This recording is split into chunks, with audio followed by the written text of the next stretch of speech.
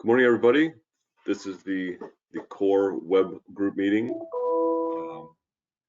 We have about 300 people signed up for the meeting, so right now we're at just a little over 100. Let's give it one more minute for make sure everybody has their computer all lined up and ready to go. Thank you, everybody, for being on time. Really appreciate it.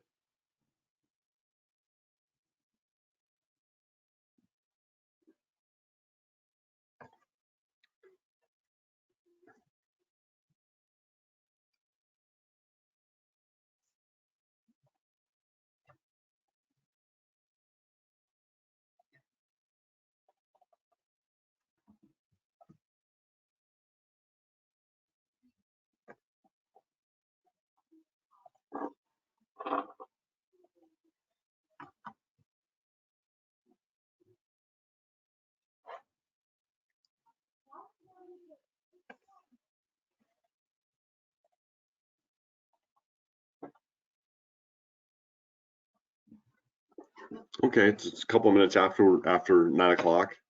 Let's get this work group started. First of all, some introductions. My name is Todd Sterling. I'm the staff lead for the core program starting out here. The rest of my team is here also on video. If you want to introduce yourselves, that'd be great. Eloy? Good morning, everybody. My name is Eloy Flores. I'm assisting Todd with the core program. Good morning. My name is Matt Diener. I'm one of the manufacturer liaisons for eligibility in the core program. Morning. Marietta Seacat, branch chief of heavy duty off-road strategies. All right, thanks, you guys. The goal of this work group, well, let's start out. This meeting will be recorded, and the recording will be posted shortly after the meeting. There will be a link to the CARB, low carbon transportation incentives webpage. So after this meeting, shortly after this meeting, we'll have this webinar posted for everybody to review. Do we have this recording going, Amrit? Yes, we do. Thank you, Amrit. Amrit is also part of the team, and she'll be facilitating this discussion through the webinar. Amrit, do you want to say hi to everybody? Good morning, everyone.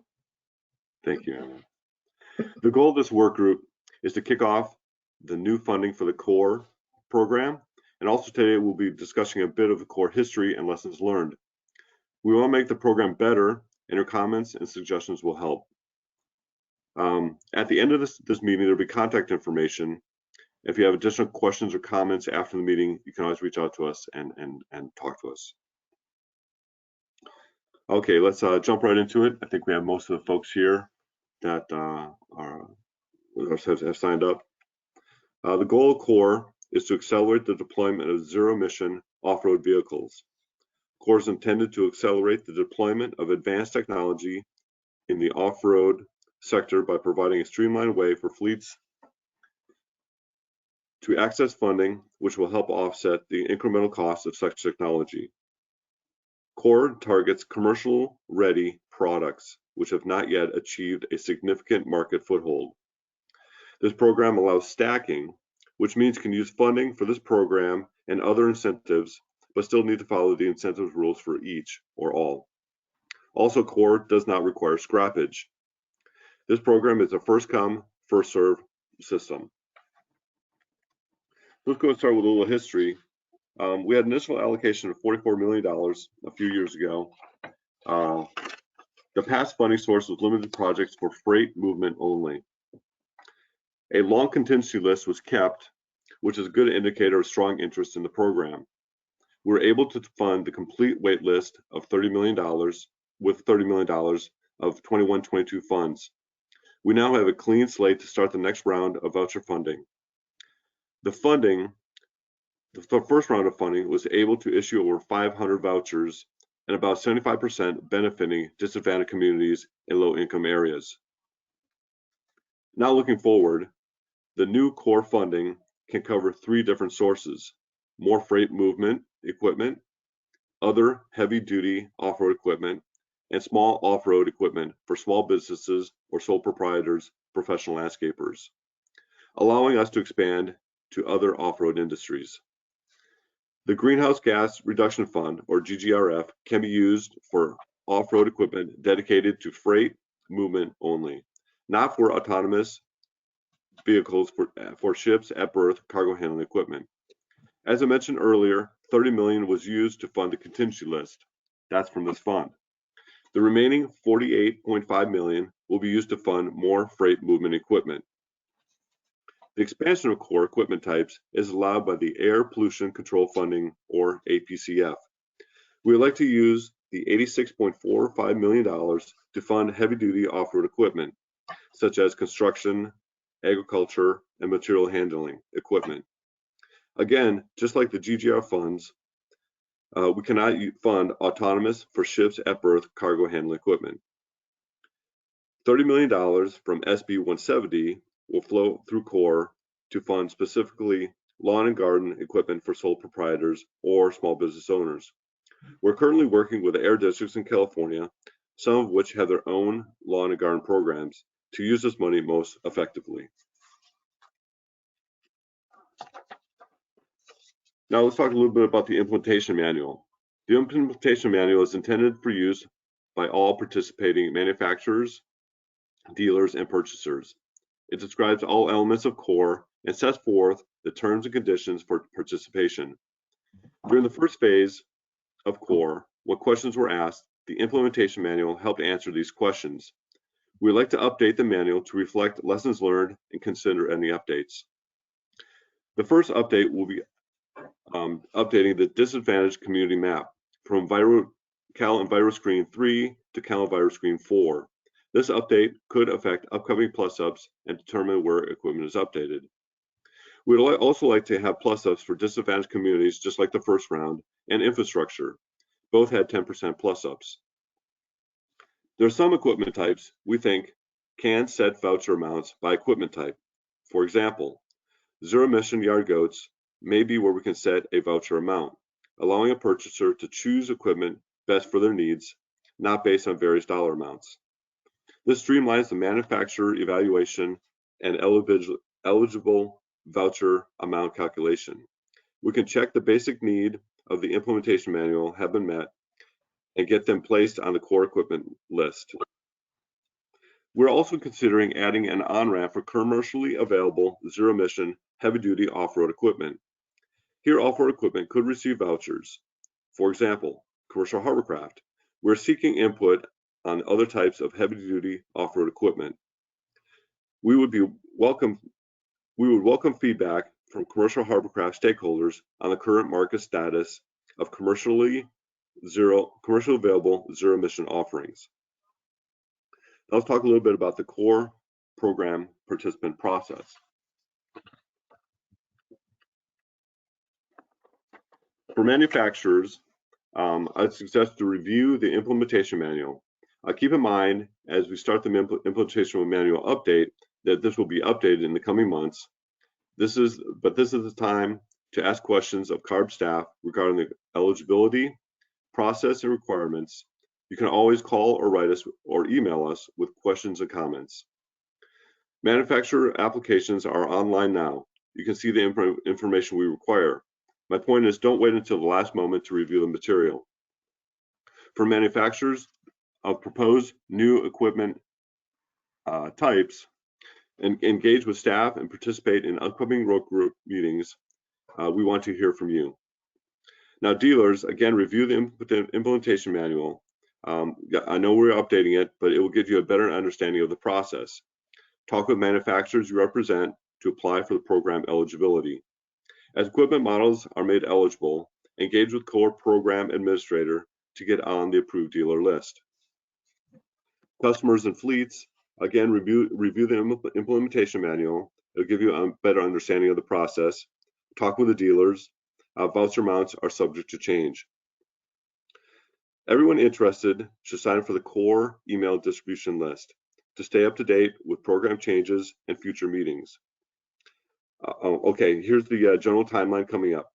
Core will be moving forward with subsequent specific work groups to finalize ideas and decisions from this work group meeting. We hope to have the implementation manual updated by late spring. leading to opening vouchers later this summer.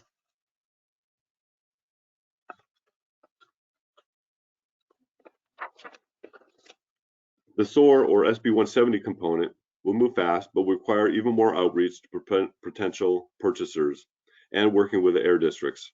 The goal is to open the voucher applications in late summer. Again, contacts, you can always reach out to me. My name is Todd Sterling. My email address is todd.sterling@arb.ca.gov. You can go to the California Core webpage. This is the CalSTART webpage. CalSTART's our grantee for this project. That's a great webpage with lots of resources.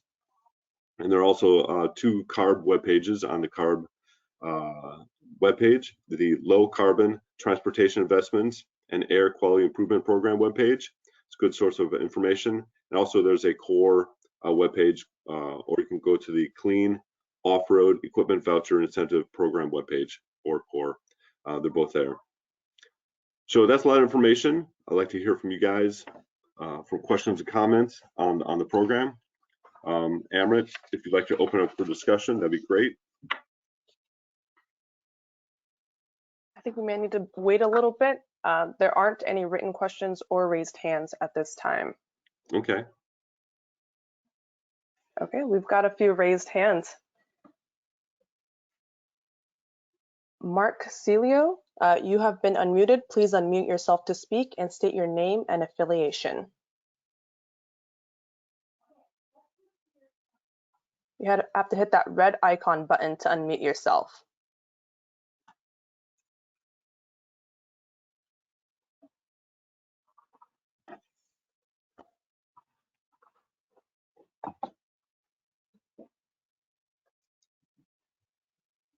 You know, Sorry, I Mark, think, sorry, this is actually Josh Petak. Mark forwarded me the message, so I think there might be a little overlap.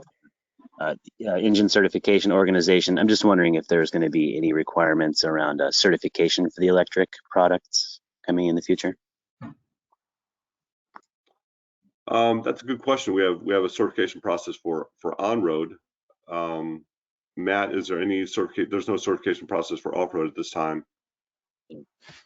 For most off-road equipment and powertrains, no. There is no current certification process.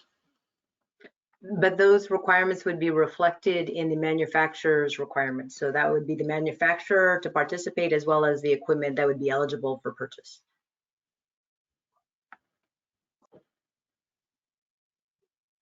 Right. I think the question is around the future, if there's anything in process, basically, if there's any plans to require certification for these sorts of products. I would just assume that the agency would want to, you know, have some efficiency measurements on batteries, depletion type measurements to determine that the products are actually performing the way that they would hope them, and not using more power than or would, you know, necessarily be required to achieve the job. Yeah, you're absolutely right. They will be moving forward with some sort of certification process at some point, but that is a different process than here. And I think a good thing to look at would be the on-road ZEP-cert process, because that's where we've initiated that. How that applies to the off-road sector, that would be different, and that would engage in its own developmental process. Great, thank you.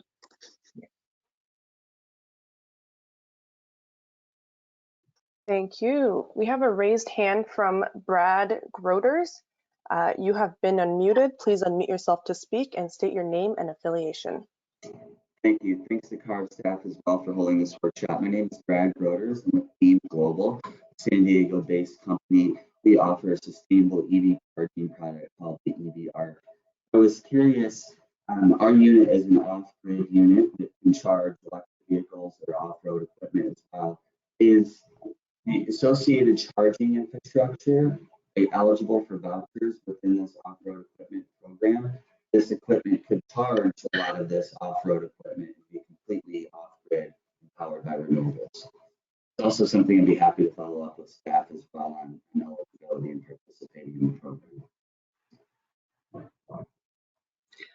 You are difficult to hear, and I would say this is that please follow up with your questions to either Todd or Matt.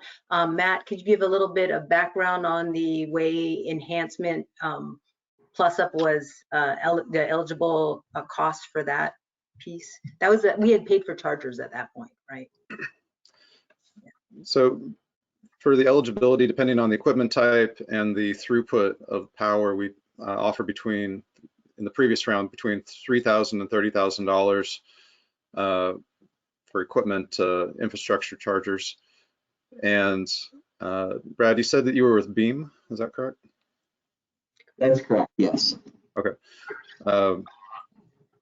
So I think that we can take a look at what the different equipment types that you would potentially be looking to come and support eligible equipment. But in the previous round, we did not have a specific category for this type of charging as a standalone. It had to be linked with a eligible equipment purchase and delivery.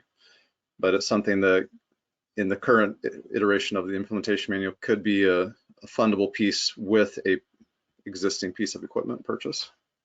I appreciate the clarification, and I will look to follow up with you guys and have an additional conversation. But thank you for putting this workshop on. I really appreciate your time. You're welcome.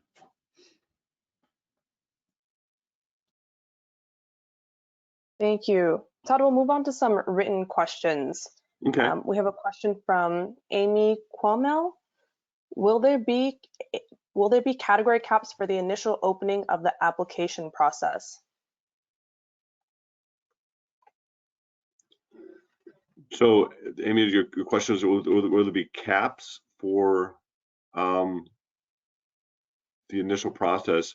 We are talking about different caps. We'd like to hear from you what you think that those should be, and how to bend those. You know, your ideas are important. I think you were involved in the first round, so yeah, we'd like to hear from you and what you think we should do moving forward. Thank you, Amy, for your question. I'd like to just reiterate, so the first round, the way it had launched was relative to caps that Amy's referring to. That was the first round of funding for these commercialized zero emission off-road pieces of equipment. And given the state of, there's a different market state for each of those kinds of equipment types and applications, and therefore industries for those operations. We started off the program with a launch of like a 6-month cap by various source categories reflecting the market of the time, or of those that were participating in the discussion. And then after that 6-month period, reverted then to the wait list after those caps had been reached by various source categories.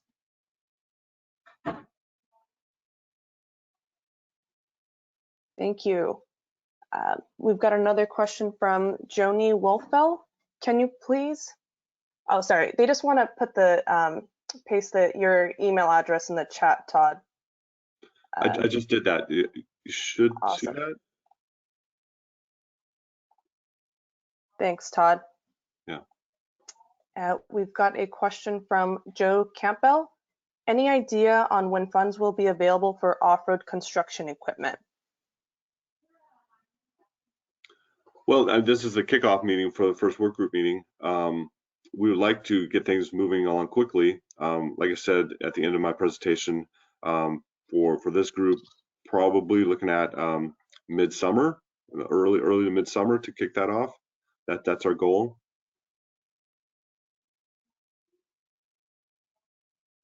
Awesome, thank you, Todd. We have a question from Dave Cook. What about manufacturer self-purchase options, especially for new categories added to core? Yeah, we've talked about that, especially for equipment types that, you know, if equipment type works with a rental company that owns a rental company, that could be a good option. Any other ideas would be great to hear from you. We don't want to encourage you know, demo projects, but we do want to encourage folks that have you know, affiliations with other companies to get the equipment out there to into hands so folks can use them. Yeah, we're trying, so the purpose of CORE is to further facilitate the shift of the zero emission market towards the zero emission market. And so anything that we can do across all of the source categories that would be eligible is what we're trying to understand better.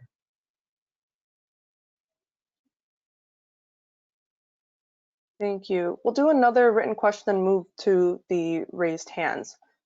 So we have a question from Thomas Lester. Is there an estimate on how many electric yard truck vouchers would be available this summer? That's no estimate on number of yard truck vouchers. No.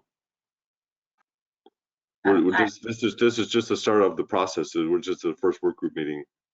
Yes, we're trying to, so maybe reiterate the amount, do maybe the funding sources available. So yard trucks might be under the freight category as an example. And I think there's like 50 million that's available, around that much that's available for the first come first serve process, as well as the other heavy duty off-road has additional funds, the almost $96 million. So it's all about first come first serve. So we don't know exactly how many will participate in any given source category.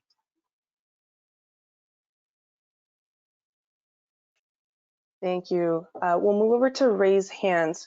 We have a raised hand from Kurt Jeff. You have been unmuted. Please unmute yourself to speak and state your name and affiliation. Thank you. Yeah, this is Kurt Geffey with BYD. My question is regarding equipment eligibility. Previously, specifically in the forklifts, off-road forklifts or industrial forklifts, was limited to 8,001 pounds and above. And probably over 85% of the forklifts that we see in California are 8,000 pounds and below.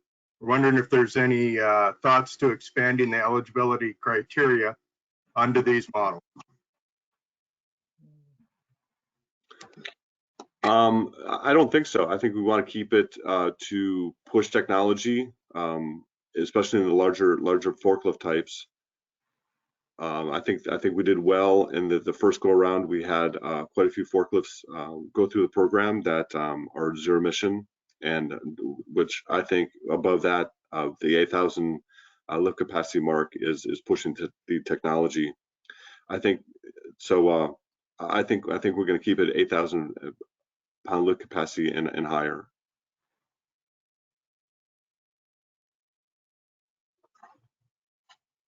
Okay, thank you. Thank you. We have a raised hand from Lonnie Mason. You have been unmuted. Please unmute yourself to speak and state your name and affiliation. Yes, good morning to everyone. My name is Lonnie Mason. I'm Executive Director of First Generation Environmental Health and Economic Development based in the Bayview Hunters Point community.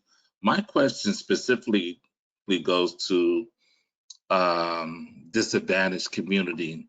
Well, what would be the funding source for disadvantaged communities when it comes to these charging stations, implementing these charging stations? What is the funding source like for disadvantaged community when it comes to electrical vehicles? So this program is for off-road equipment. Mm-hmm. So the first funding round we did, it was only limited to freight movement equipment only. So we did a lot of yard trucks, forklifts that were mentioned, TRUs type thing. Mm-hmm. If it operated in a disadvantaged community, then they were offered 10% above and beyond what the cost of the equipment or what we voucher the equipment for. Mm-hmm. So if they operate so like truckers and everything, we're talking about off-road equipment like truckers, right? Diesel. So this equipment that we're funding from this program is all zero emission. So off-road equipment, which would be, like I said, forklifts, yard goats, or yard trucks. There's like 5 or 6 different names for them, and also TRUs, transport refrigeration units that are on trailers, on semi trailers. Okay, thank you. You're welcome.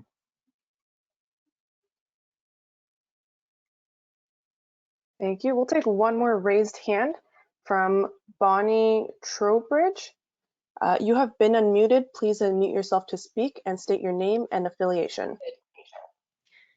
Thank you. Good morning, everyone. I'm Bonnie Trowbridge with Zeem Solutions.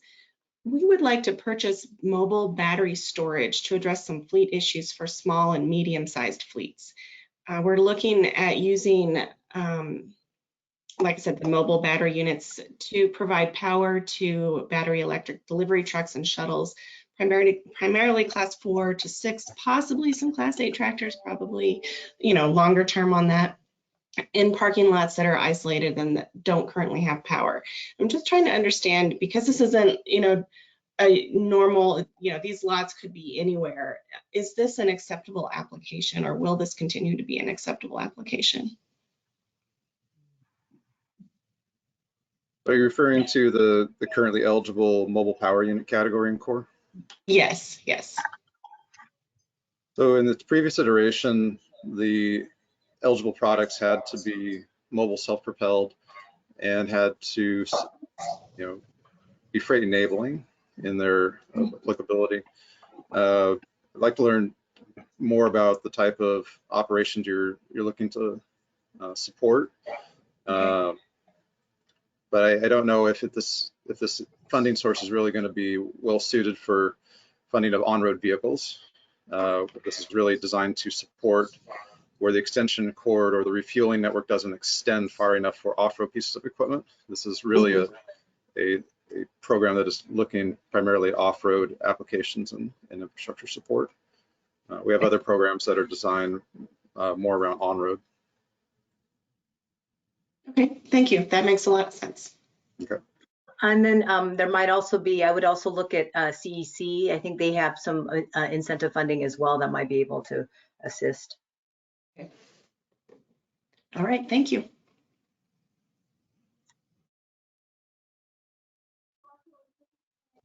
Thank you. We'll move on to a few more written questions now. We have a question from Amy Quamel. Can you please clarify the core funding amounts? How much will be available for off-road equipment and that's not lawn and garden? So from my presentation, the funding totals for freight equipment is at let's see here, 48.5 million. 30 million of that was for the contingency list, which is already taken out, so it's still at 48.5. And then for the non-freight, we're looking at like heavy duty off-road equipment, we're looking at $86.45 million.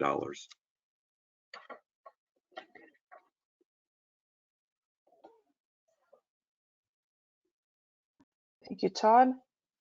We have a question from Robert Blumenfeld. Has there been any more progress or status on the process for customers who use GSA for procurement and want to participate in core? Yeah, so we've been working a lot with our grantee CalStart to clean up this process. We have some ideas on how to update the implementation manual. That'll be a public process also. So we'd like to hear from you on how we can do that better. I know it's a little messy the first time, but we can definitely clean that up and make that better. And we'd like to hear from you to how to do that.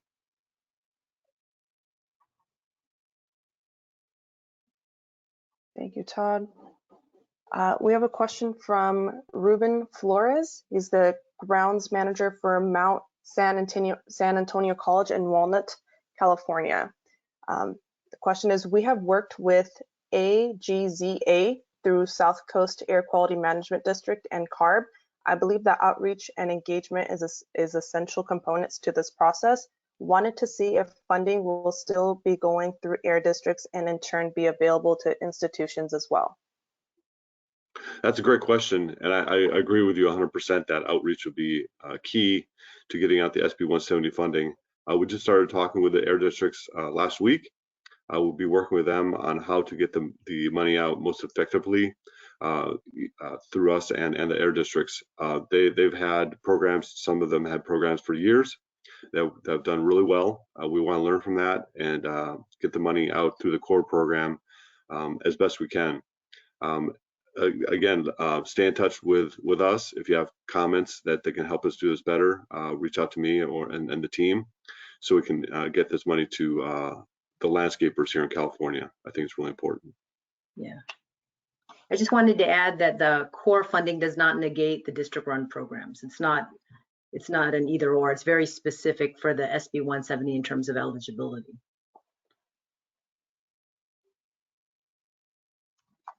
Thank you. I'm going to take one more written question before we move on to the hands raised. So we have a question from Greg Peterson. When is the next solicitation coming for zero-emission yard tractors, and what will the expected in-service dates be? I don't understand what the next solicitation would be. So this round of funding right now, we're starting the process. We hope to get this funding out probably early to mid-summer for the heavy duty equipment, and maybe a little bit later for the SB 170 for small businesses. So something to think about as far as timeline. Like I said, review the implementation manual and understand how that works, and stay in touch with us as we move forward through this public process.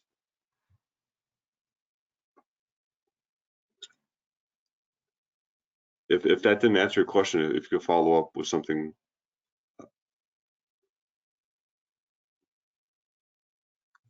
I think the intent of the funding, though, as California dollars is for, there was a bit of this question that related to what state, and it would be all in state. There should be a certain amount of activity for sure that should happen in state.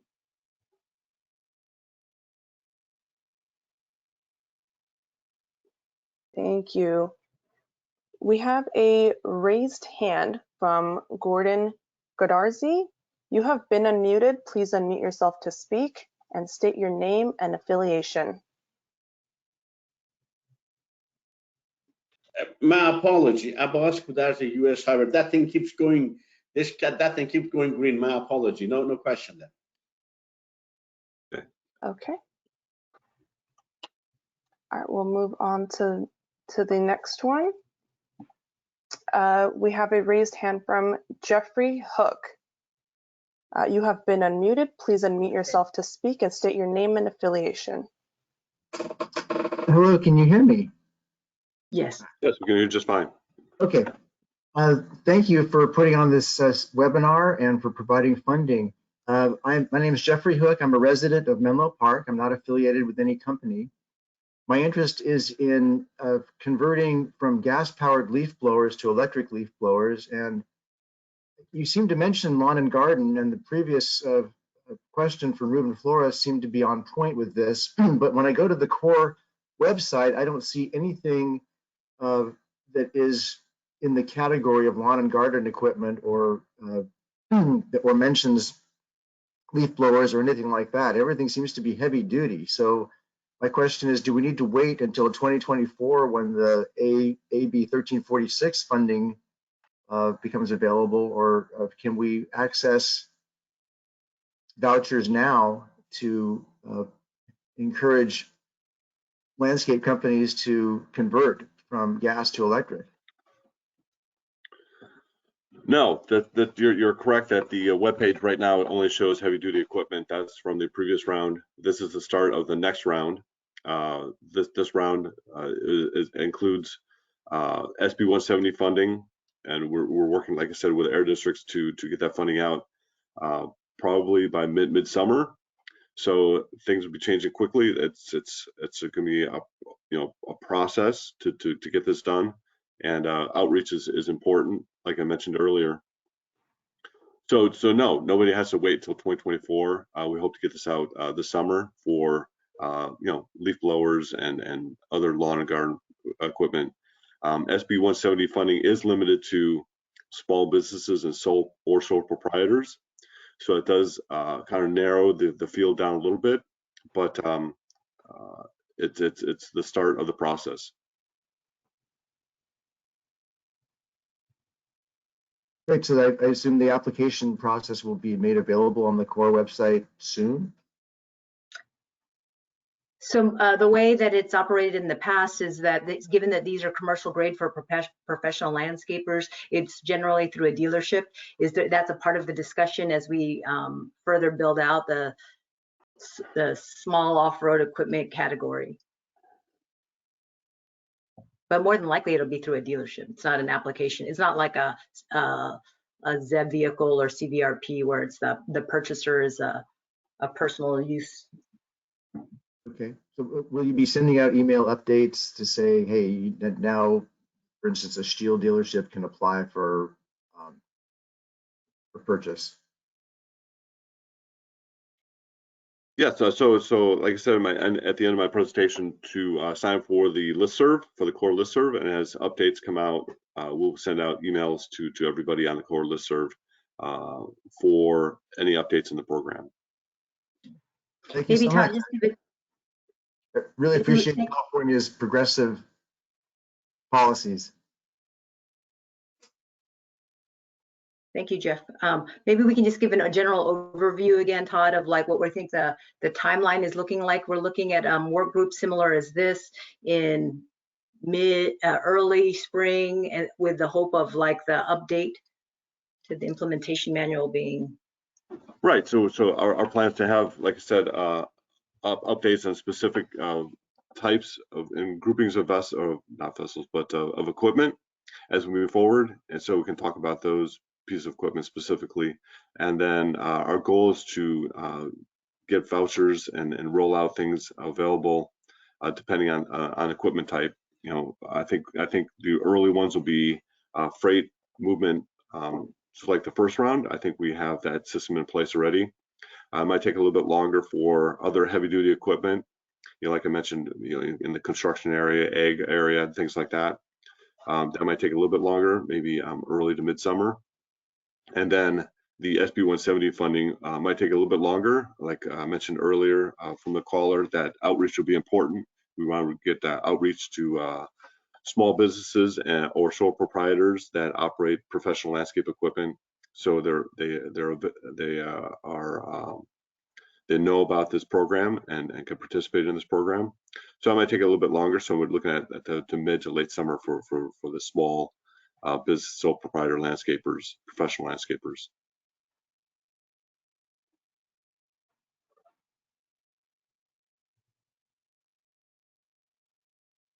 Thanks, Todd. Amrit, any questions? Any other questions? Yeah, we have a raised hand from Doron Milbaum. You have been unmuted. Please unmute yourself to speak and state your name and affiliation. Good afternoon, everyone. From ITWGSC.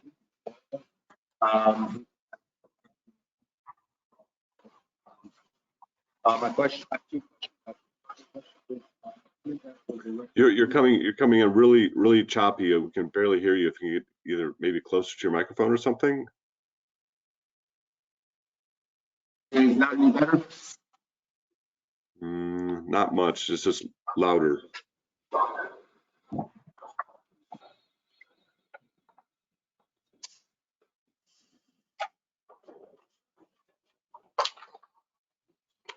Is that any better now? No, it's not much better.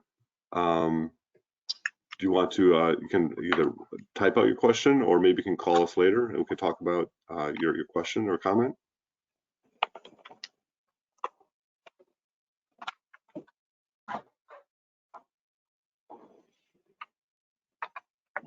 Is that any better now?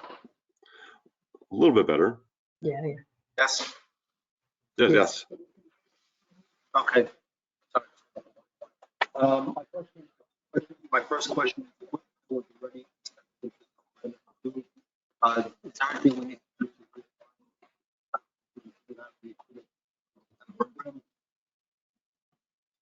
Yeah. No, Okay.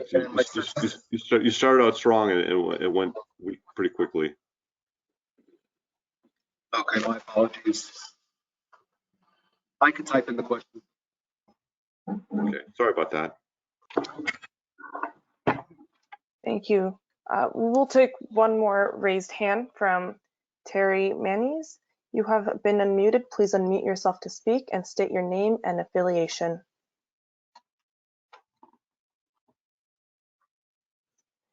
Yeah, this is actually Jason Dake. I think I'm just jumped in on Terry's call. So I actually have two questions. Again, this is Jason Dake from Orange EV. The first question is, initially you said freight would have roughly 50 million, and then later you said it was 48.5, but 30 of that went to the contingency list. Does that mean there's only 18.5 million available in the freight category, or is it the full like 48.5? Full 48.5. I'm sorry, that's kind of confusing, but 48.5. Okay. That's great. I just want to clarify that. The second question I had was, you know, there's been some conversations about having provisions in the implementation manual to allow for companies to purchase leasing fleets or leased fleets, in particular, like OEMs being able to do that. Is that still being considered for this version, or is that off the table, or should we just expect something along those lines when the manual comes out? No, that's still being considered. I think for in some applications it could work really well for, you know, OEMs selling to like a rental fleet. I think that'll work out really well. I think getting zero emission off-road equipment into off-road rental fleets is a great option for folks to try out zero emission equipment for the first time, see if it works for their industry, if it works for the company or not. I think it's a great option. So that's definitely still on the table. Okay, I just want to know. So thank you very much. Appreciate all the work you guys do. Thank you.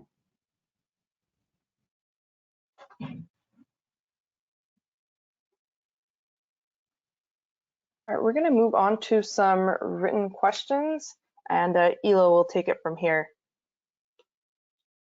Good morning, everybody. Eloy Flores here. And we got a question from Charles Botsford, and that is, will electric tractors for agricultural use be eligible? And I'm going to say yes. Todd, you want to elaborate a little bit more on that? No, I think electric tractors would be a great option. I know we're doing some demoing right now. If they're commercially available, they fit into the core program. I think they would be great. All right, let's move on to the next question from. I'm sorry. Tess has a little more to add. Yeah, just mostly that I just want to make sure that people understand that this is a twofold process in core, where there's the manufacturer and the voucher recipient. So ag tractors based on the manufacturer's participation and eligibility application would be, yes, they're as an equipment type are eligible this round. So we need to, that's what we're trying to figure out here, is what is the appropriate requirements for that type of application, so that the purchaser so that the transaction is kind of reinforced. Yeah, and I think reiterating that we're looking for we appreciate the questions as much as all the questions that we've received, and I know many of you have participated in the program before, but we're here to have a two-way conversation with you guys, get your ideas, and put these down on paper so that we build a program based on your comments and your ideas. Next question is from Nigel James, or maybe James Nigel, if I got that right. Does the existing catalog remain intact? What about additions? When must these applications be in?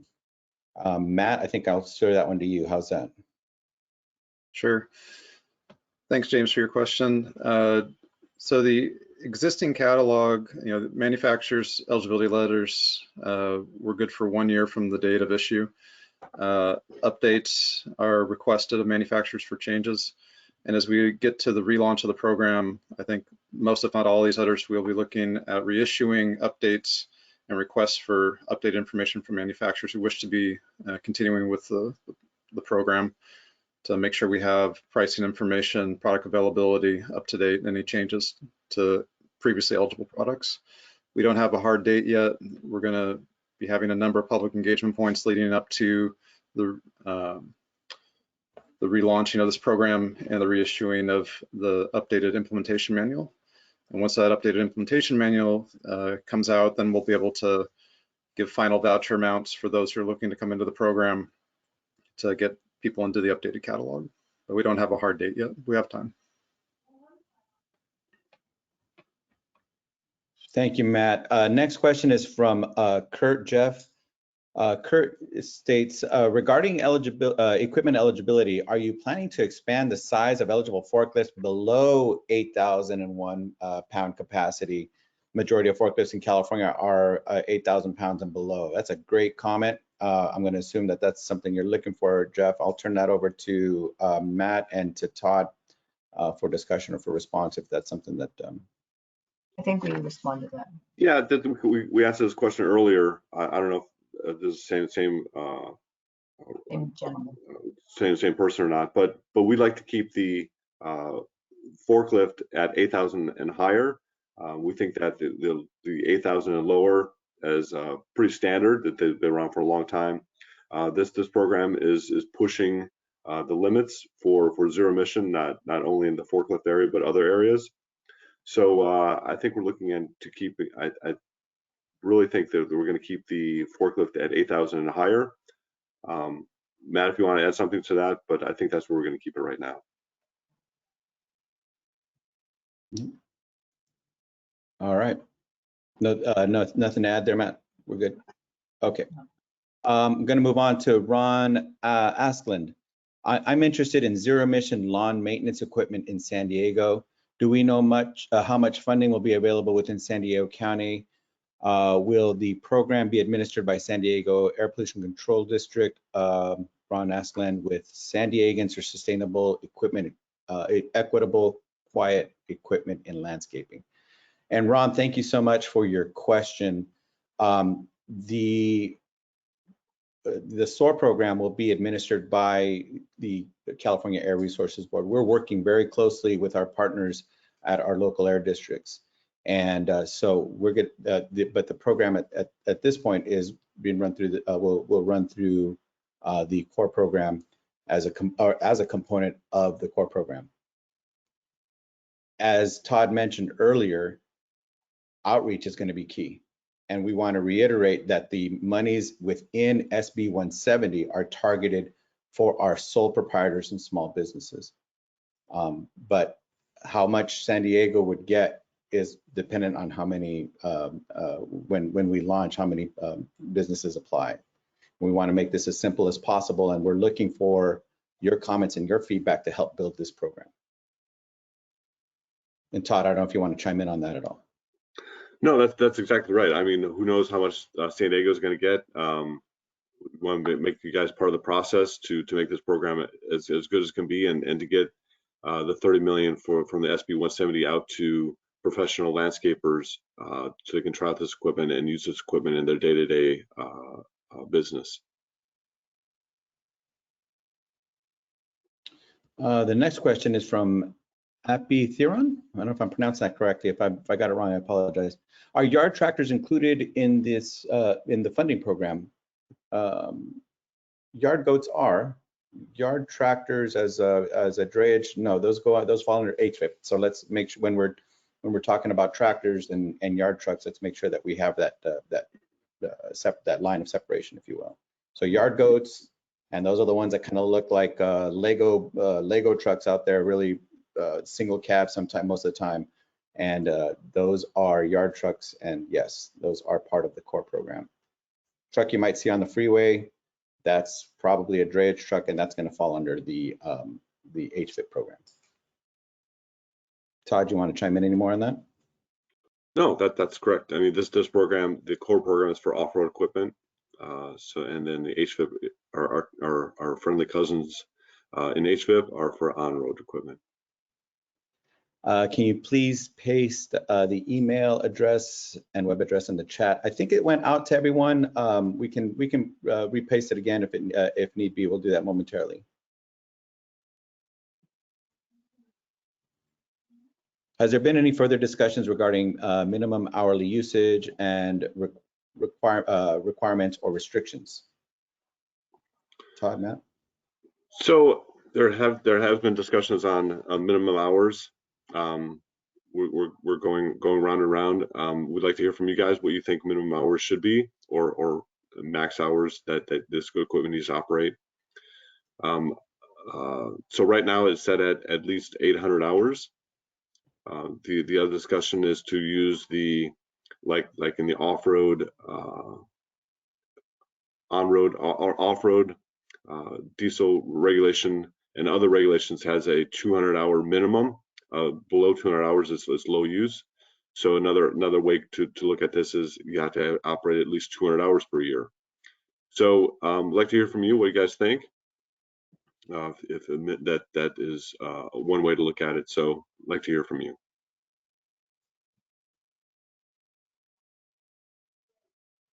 Yeah, I just would like to reiterate the whole point of the minimum hours of use is to offset emission reductions and so emissions. And so therefore, that's why there's a minimum hour of use, is because we're hoping that the zero emission technology, especially if it's commercialized, is that its performance meets the mark for the IC engines. And so it should be used as you would use just to do your performance and your work.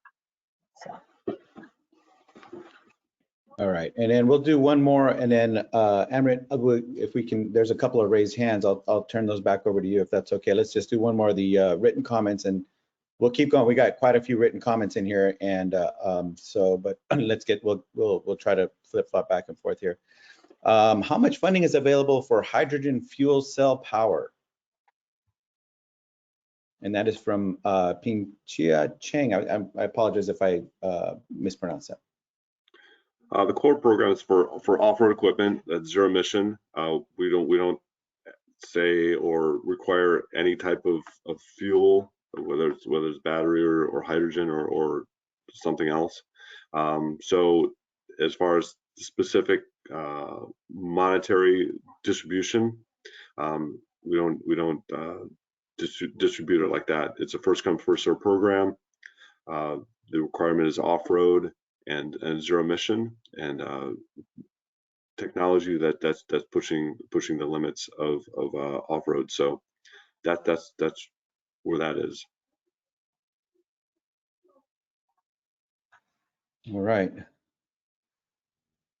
Let's go with let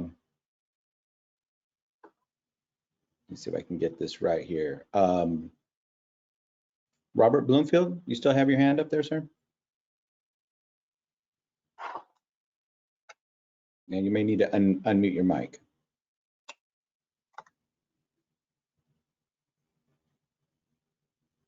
No? All right, let me go with Robert Kolesh.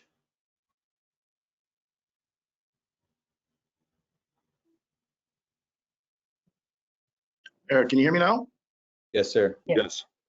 Good morning, Robert Kelch, Advanced Energy Machines. My question actually got answered, but I wanted to compliment you all on a very well thought out program, very well executed program. It has made a tremendous difference in California in the adoption of zero emission TRUs, and we really look forward to the impact you're making. Thank you so much. Well, thank you. Thank you. Dave Cook.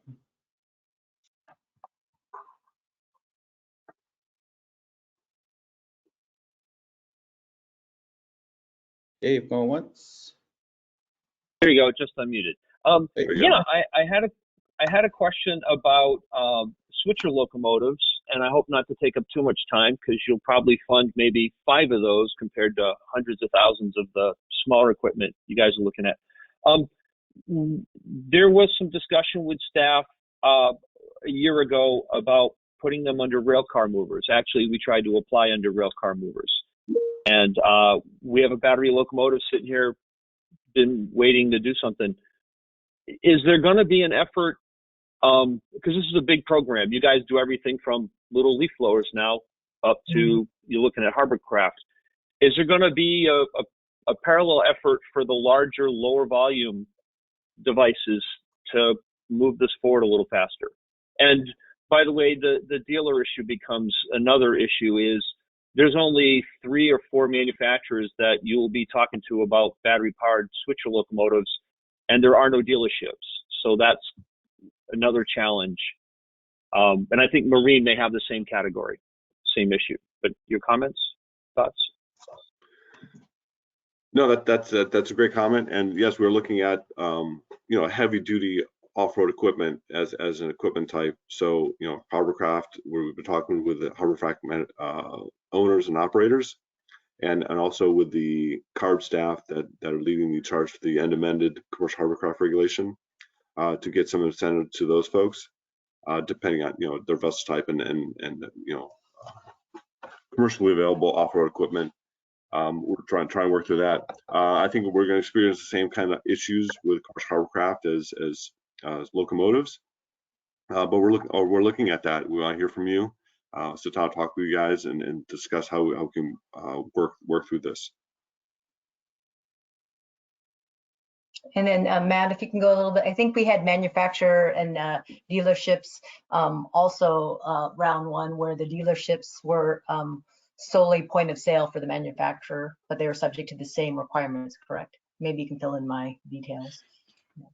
Yes, manufacturers who distribute their product through dealerships is one mechanism for participation, but manufacturers without a dealership network are not precluded from the program.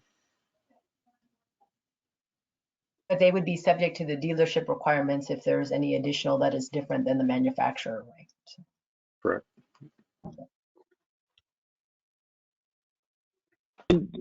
Was the manufacturer purchase option discussed? It had been mentioned, so the way it had, maybe we could review a little bit of how the manufacturer self-purchase was round one, where we had it open for a limited period of time because we weren't sure about the state of market or the state of participation. But given that first round, within 6 months, we were fully subscribed, and then the wait list was twice as long. And so there was the whole point of the self-purchase at the time was to give an access point to operators to test the equipment out. But if there's no interest for, but that was now, given there was so much interest on the purchaser side of things, we had closed off the manufacturer self-purchase. And that makes sense. And again, this gets back to the difference between some of these niche projects and the more broad ones. In locomotives, would recommend that you allow that and possibly limit it so that it doesn't get abused. But that is a challenge in the rail industry, is people are not lining up to buy these because they've never seen one work right.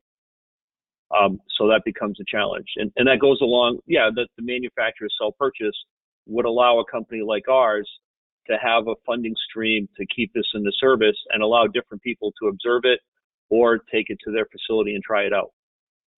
And there has been, through years of applying for all the different funding streams in ARB and CEC, this is the first program that gets close to funding that. We just haven't got there yet. Gotcha. Thank you for your comment, Dave. So the thing that I'm trying to balance out on my end of things is that we have dedicated funds for freight and for other heavy duty off-road. So that includes the passenger more, but I'm also trying to understand like how to get the equipment itself purchased by users first. So I understand we're trying to figure out the niche market too. So we got to have more discussion on that, because this funding is really trying to stabilize a commercialized market. We're trying to help encourage that to move along, just like the zero emission forklifts of lift capacity less than 8,500. That's already competitive for their IC counterparts, and so their eligibility then is not there for incentives. But you're right, we're trying to figure out how to do this in the core program, from leaf blowers to locomotives, and there's a lot of diversity there, and that's the kind of discussion that I would like the staff to have more of, so that we can reflect that as much as possible. Let's go ahead and move on. Emery, you want to take the next one? Yes. We have a raised hand from Kirk Durham. You have been unmuted. Please unmute yourself to speak and state your name and affiliation. My name is Kirk Durham, and the affiliation is with Green Machine Equipment out of Buffalo, New York.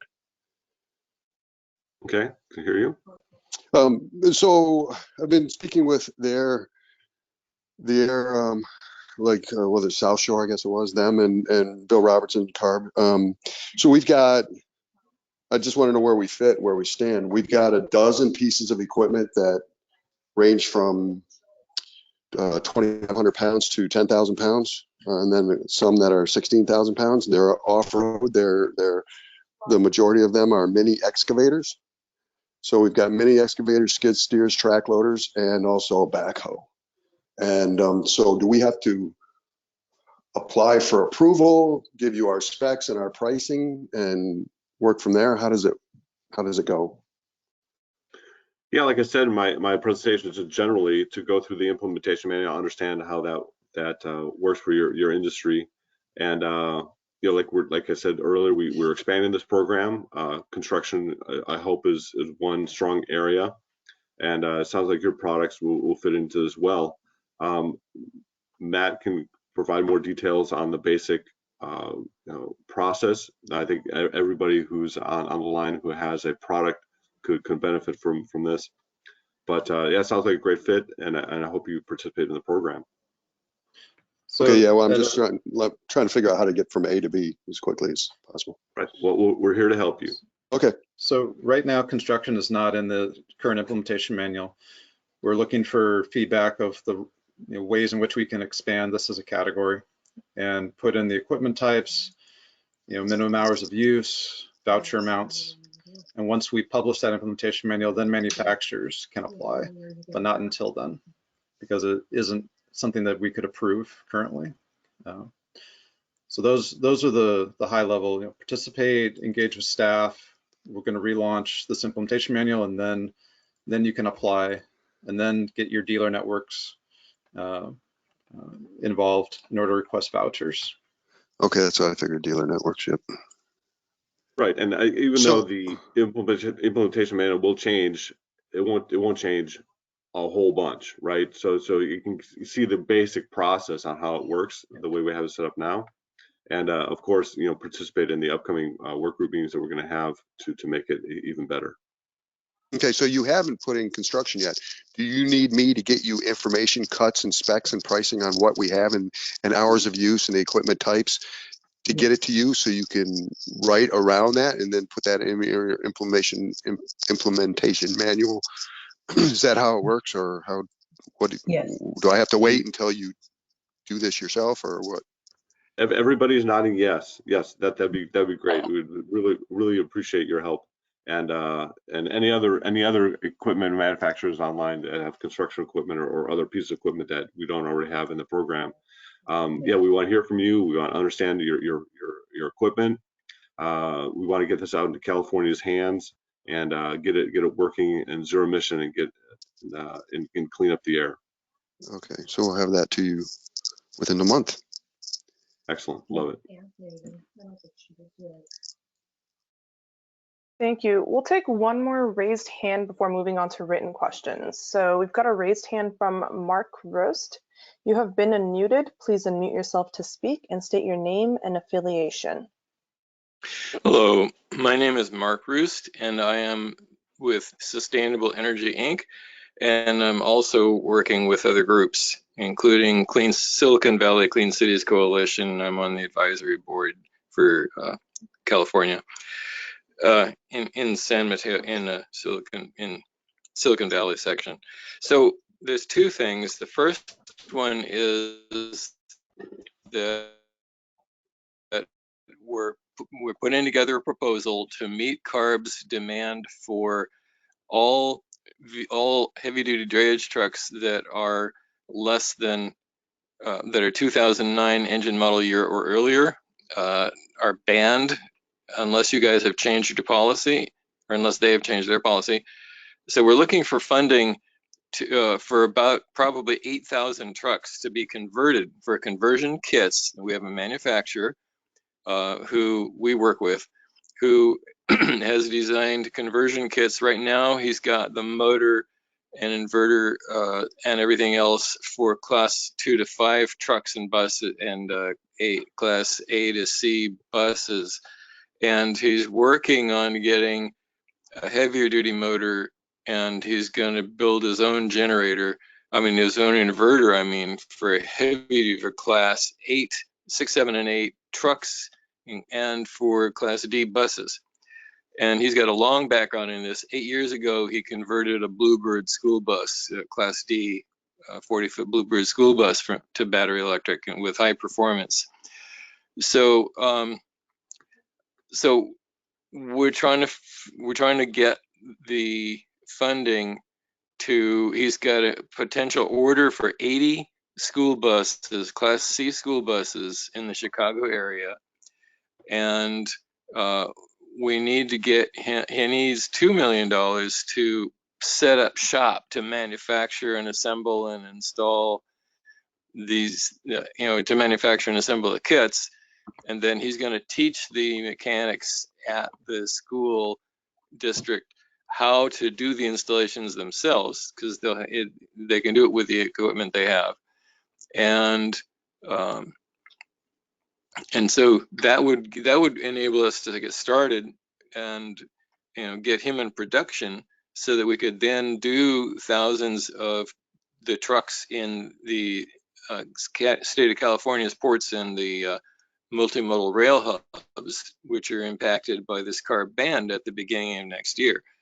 So we may be getting extensions with that, but we need people we can work with to provide support with us without going to the VC market.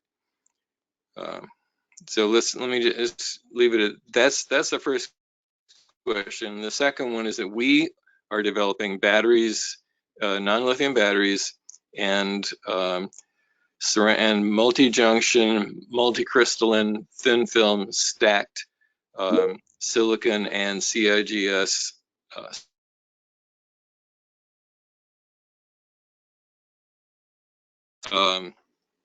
and so we need funding for chemists, for an advanced non-lithium battery chemist, to help us with electrolytes and possibly adapting our cathode and anode.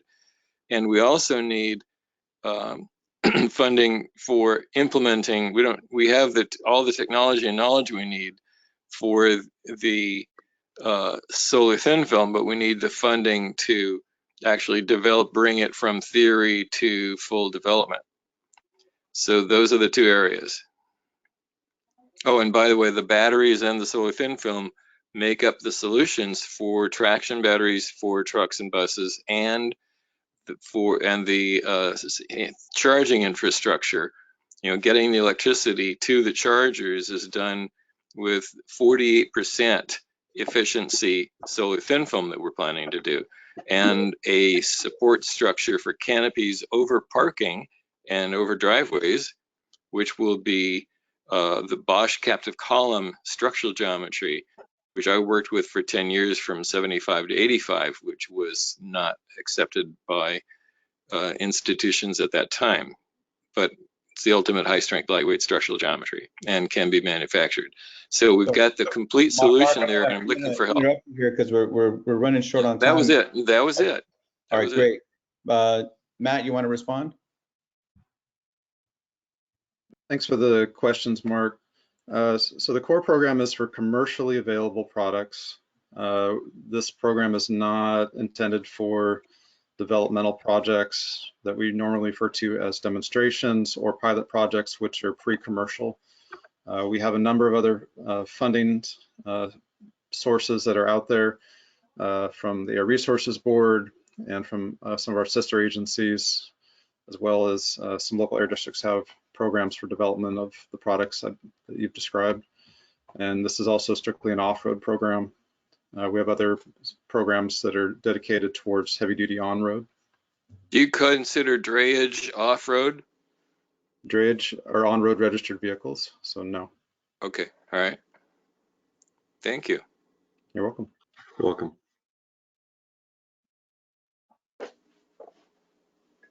All right, go ahead, Emrit. We'll take a raised hand from Gordon Abasca-Darcy. You have been unmuted. Please unmute yourself to speak and state your name and affiliation. Good morning again. I'm having issue with this thing going up. My apology. There's no question here. This just keeps going up. I don't have the raised hand every time I shrink it, open it up, it goes up. My apology again. Thank you so much for the program you guys are putting on. I'm enjoying it. I'm just taking note and don't want to take your time and the rest of the audience. Thank you, boss. Okay, I got a couple of written questions here from Eric Boyani. Please clarify what port equipment, port handling equipment would qualify for core. So we're looking at commercial. Go ahead. Port CHE equipment would qualify for core. So this program is looking for off-road, commercially available equipment. So in the past, for port type equipment, we've funded, some. We had a category for commercial cargo handling equipment. Matt, correct me if I'm wrong, but I don't think anybody applied for that category. And then we also have yard goats, which work at those type of places, and forklifts. We're looking to expand in that area. That'd be great. I think that's a great opportunity for those areas to go zero emission. So if you have other products that we want to add this go around, I think that would be great. Right. The other equipment types that could be eligible would be rubber tire gantry cranes, and as well as other pieces of container handling equipment. Is there a presentation coming up in this workshop that describes staff's proposals for new categories? No, but during the presentation, we mentioned some other areas, right? So in the past, we funded freight equipment. We'll fund that again moving forward, or freight enabling equipment. We also looking at construction type equipment, and we had a caller earlier talk about, like mini excavators, skid steers, backhoes, that type of thing. That would be a great addition to this program. Also, we just have other heavy duty equipment. What else is out there? Ag could be another thing, or other areas. So we'd love to hear from you if there's some other areas to consider. But right now, construction, ag, and other heavy duty are the three areas that we're looking at. I think those folks who are familiar with core will know or remember that we were strictly a freight funding program, freight equipment. And this particular go around, we're expanding into construction, into agriculture, as well as the SOAR component, which will be for our partners in landscape, the small off-road pieces. Yeah, those are based on funding authorities. Correct. And that question was from Dave Cook. And then another written question from Jody Wishart. I hope I'm pronouncing that correct. And if I mispronounce your last name or your first name, I apologize. Do you know the voucher amounts per piece of equipment at this time? No, we're just starting out this process now. I think Matt mentioned earlier that the equipment that's in the that's already approved right now goes through an annual approval process. So as we move forward with this process, right, going through in the new equipment types, new equipment will be evaluated, and we'll come up with voucher amounts for those. Mm-hmm. The basis of that is to cover the difference between the cost difference, the cost differential between the zero emission and a comparable IC engine piece of equipment. And I think most of you in here probably recognize the amount of diverse types of equipment that we are looking at, and so it is a bit of a challenge to identify those, the voucher amounts for both their ICE partners and the zero emission partner. And so we want to look at that. We also want to look at equipment that is slowly beginning to what we call graduate. That market acceptance has excelled, and we want to look at how do we adjust those voucher amounts as we continue to move forward. And let me move on to Nick Chase, looking for clarification on funding for rentals, specifically yard truck rentals. Is core funding available for rental companies? Or what about rentals directly from the manufacturer? Would the manufacturer be qualified to receive funds to offset the cost of building yard trucks for rent only, not sale? Nick Chase, and he's with Bolt House Farms Incorporated. So I think that as Core is set up now, rental companies would be eligible for funding, right? You just go through work for the dealer and get those into your rental fleet. We're looking at your second part of your question was for equipment going directly to the rental. We're looking into that. I'd like to hear your comments from that. I didn't understand that the third part of your question, Eloy. Sure.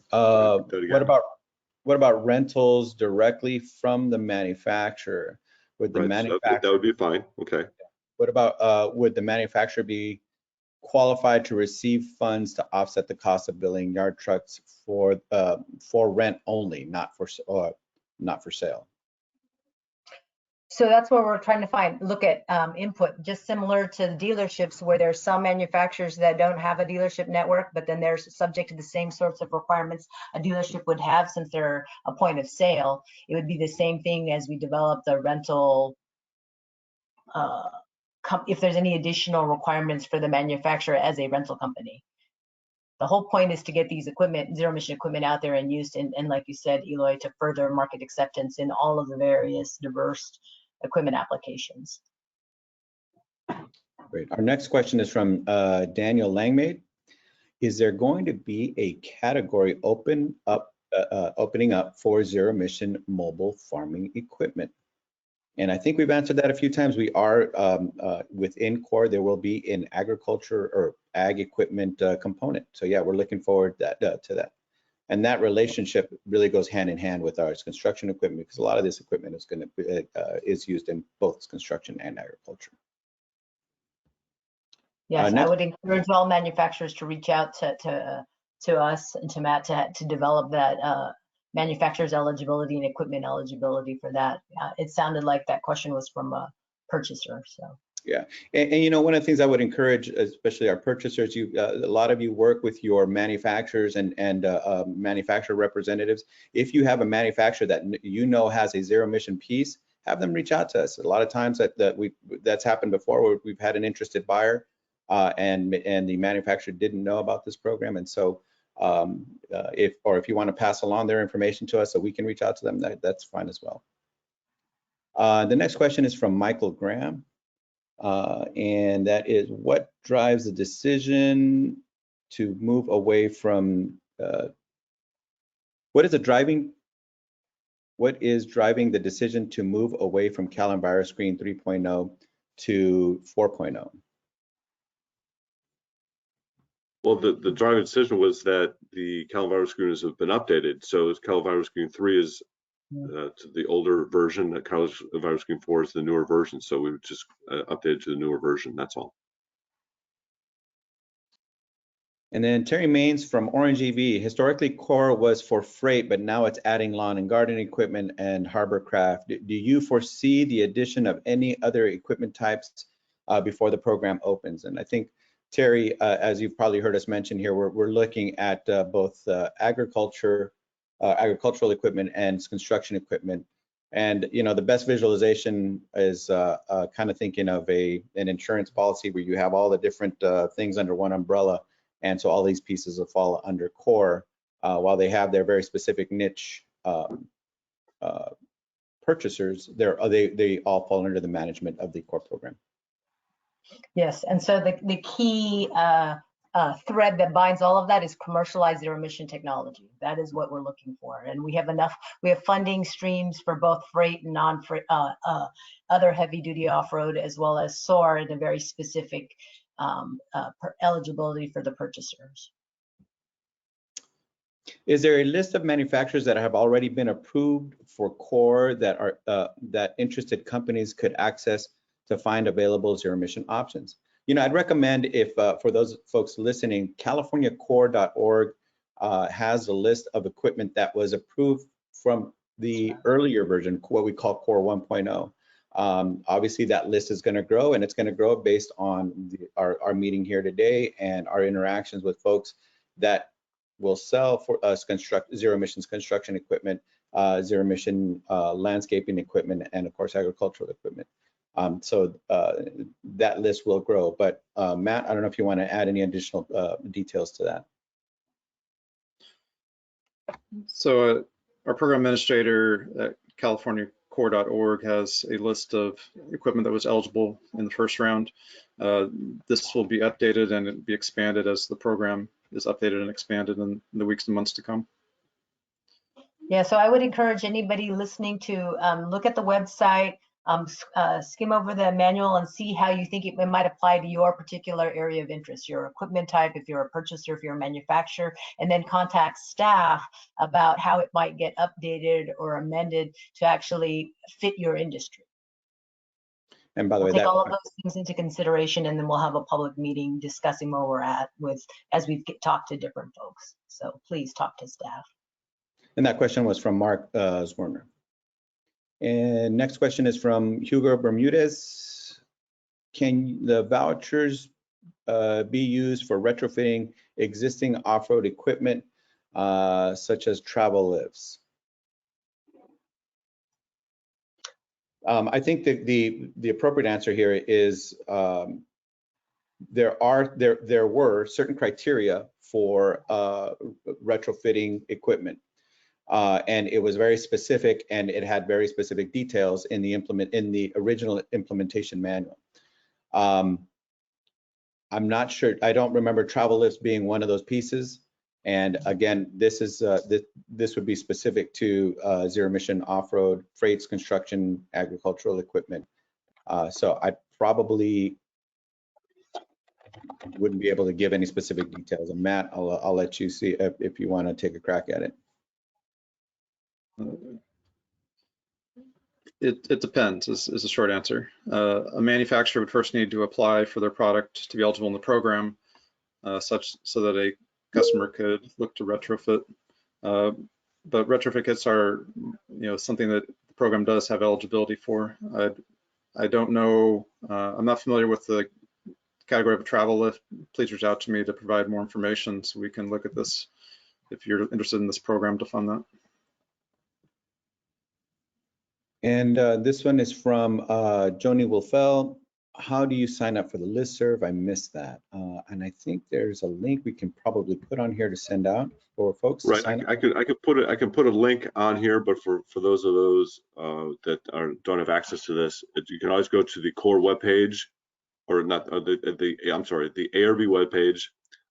Type in listserv in the search, and it'll take you to the listserv webpage. You can sign up for listservs for all the programs that CARB is working on, and CORE is one of them. I'll put the listserv link in the chat for everybody else here on the call. This question is from Graham Balch, if I'm pronouncing that correctly. Would you prefer that suggestions for the program guidelines in the marine sector? Would you prefer that suggestions for the program guidelines in the marine sector, which will be newly eligible for core vouchers, be made during this meeting, or a written submission of suggestions be emailed to Todd and Matt? By and large, feel free to reach out to us. We'll be having a number of public touch points where we'll be addressing this specifically. If we could unmute him, or since he has his hand raised, if he'd like to elaborate further about how marine could get incorporated into core, I would be interested in hearing. Graham, can you raise your hand? I don't have it here. There it is. All right, great.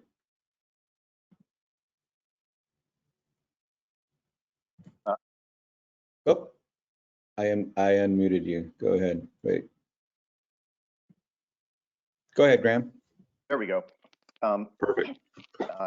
So I'm just looking through the implementation manual since this is new to us.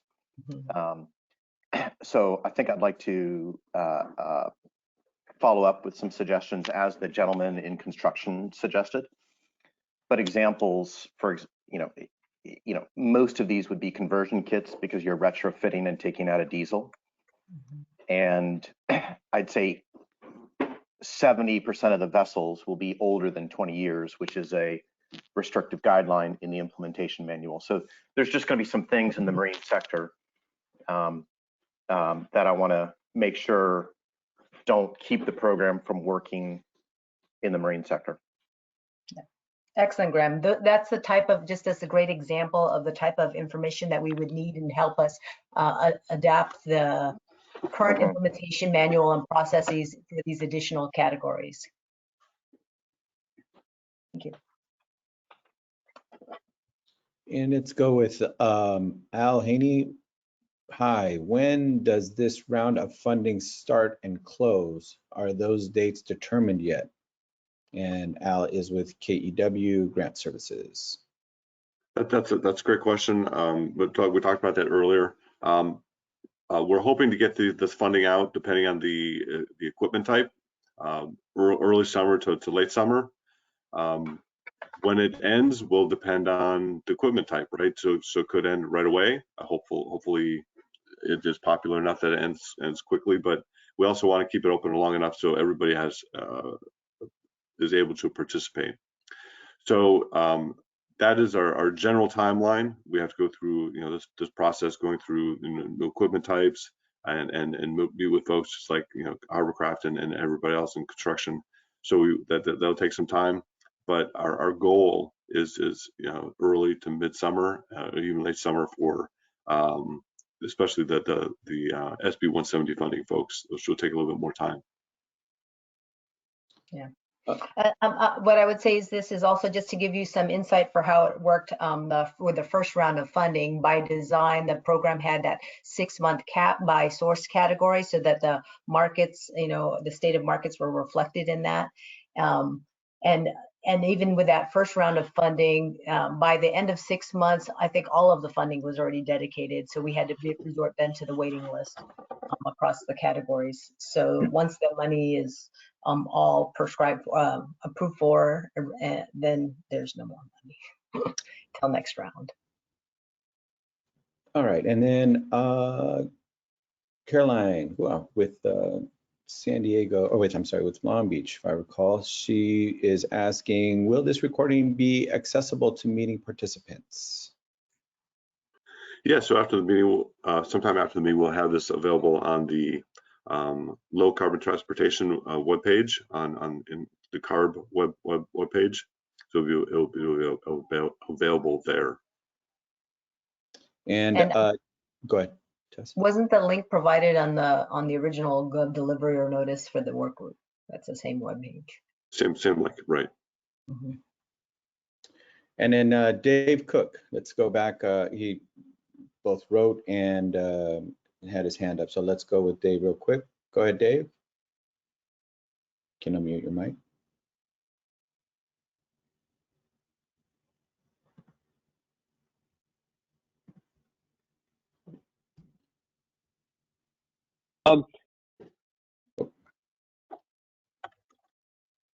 There you go, Dave. Can you hear us? I can hear you now. Yeah, I just wanted to bring up an old subject. In the original core program you had, and I don't remember how it was worded exactly, but for wireless power transfer, there was an extra funding source. And if I remember correctly, it kind of disappeared before the end of the program. And I just wanted to comment that not just for locomotives, but for your yard tractors and most heavy duty equipment, charging is an operational issue, and the inductive charging is commercially available but incredibly pricey. So any effort you guys can bring in to kind of drive up the volumes on that, I think would fit well with CORE's mission of taking things that are commercial but not yet accelerating till the prices come down. But since the original CORE program, wireless power transfer for on-road buses has really moved forward, and everything off-road appears to be only demonstration funding at this point, even though the technology is there. So I just encourage you guys to look at ways to add the advanced charging for the inductive, which, there's no cables, no safety issues, no manpower issues. Just, that should be part of the discussion as you guys are moving towards the new release. And that should evolve over time as the technology goes from static charging to systems that'll dynamically charge the vehicles. And also, while you're doing that, keep in mind that there's the part that goes on the vehicle, that adds to the vehicle cost, and then there's the infrastructure cost. And at some point, you would probably want to team up with the Energy Commission to kind of make it a one-stop shop so people can add that equipment into their fleet, and yet Core isn't paying for the whole part of it. Anyway, that was it. Thank you. Thank you. We'll take the next raised hand from Tyler Harris. You have been unmuted. Please unmute yourself to speak and state your name and affiliation. Hi, my name is Tyler Harris. I'm with Ventura County Air Pollution Control District. I just had a couple of comments and maybe a question or two about the expanding into the ag sector. As someone, I think someone else mentioned, and it might have been about the locomotives. As far as I know, there's only a few zero emission tractors out available right now, and they are basically available through the manufacturer. There's no dealerships, that type of thing. So that's something to consider when you're designing your ag sector program. And I don't think that, I mean, I work with the Carl Moyer program and the farmer program. That's my main focus at the Air District, and I've not seen any information about any kind of zero emission products from any of the main tractor people like John Deere, Case, Kubota. You know, none of these fancy programs. As far as I know, they're not marketing any kind of zero emission equipment other than UTVs. So like the little four-wheeler with a little, maybe a little 2 seats and a bed in the back. So I was going to see if you were considering those for eligibility in this program. We've just funded one for the first time. It was a scrap and replace for a UTV in the farmer program. Well, we got it under consideration for funding. We haven't actually gotten the grant together yet. But and the other thing I think I wanted to say is that I haven't heard a lot of interest from the farm ag community on zero emission stuff. So you might need to have a higher, you know, rather than just looking at incremental cost, maybe a little bit more than that in order to bring some people into this kind of, you know, just introduce them to this kind of equipment, demonstrate to them that it's going to work for them. At least this way, with your program, they don't have to scrap a tractor to get an electric tractor, which is going to be a real barrier for a lot of people in, you know, in the Moyer and farmer programs, because they require scrappage. So if they destroy their functioning piece of equipment and then find that the electric really doesn't work very well for them, it's going to be so. But I appreciate you moving into the ag sector. I think it's really necessary. Get some, you know, momentum going in that sector, and the construction equipment. Although the thing I will say, talking to one of the John Deere dealers, the yellow, the big, you know, the construction equipment John Deere, some of their really large equipment is a hybrid system. So they're usually just a generator, and all the operation of the equipment runs off of electric. So I don't know what kind of contact you have with the large manufacturers like that, but you know, I think that's something that they could definitely kind of leverage into the zero emission product. You know, instead of having a generator on there, put it with a fuel cell, something like that. So thank you for your time. Thank you, Tyler. Those are all great suggestions and comments, and you know, I'd like to talk to you a little bit more, especially in the ag area, on what you think is possible, what you think is not possible. So those are good suggestions. Thank you. Thank you. I'll send you an email, Todd. Super. Let's move on with some of the written questions. This is from Mark Cielo. I'm curious to understand how incentives to weed out ICE products and replace with electric, if there is no true mechanism in place for certification of electric products such as leaf blowers and weed eaters. This would seem to create the possibility of allowing electric products into the market that don't meet environmental safe standards. So I'm going to assume that Mark would probably like to see a some type of a standard. And I know Matt can talk more into this. We do have a process where people apply for this program. So we do try to, we have a process in place. Yeah, to the extent possible, we do try to, we have a couple of requirements in the program. The program that's in its previous iteration had some warranty requirements, some telematic and data capture and reporting requirements. We had a large information ask to help show that a manufacturer was bringing a product as a self-certified, commercial available product, either through demonstration of previously sold units or the intent to, and the ability to support them in the state. Those are some of our high-level requirements for participation in the program. We don't have anything outside of that currently to have requirements of manufacturers. I'd encourage, did you say his name was Mark, Eli, who made the comment, to reach out to Matt if there's additional manufacturer requirements that are shown on the current application for round one, how those apply or don't apply to this concern that he might have for small off-road, zero emission, commercial grade equipment.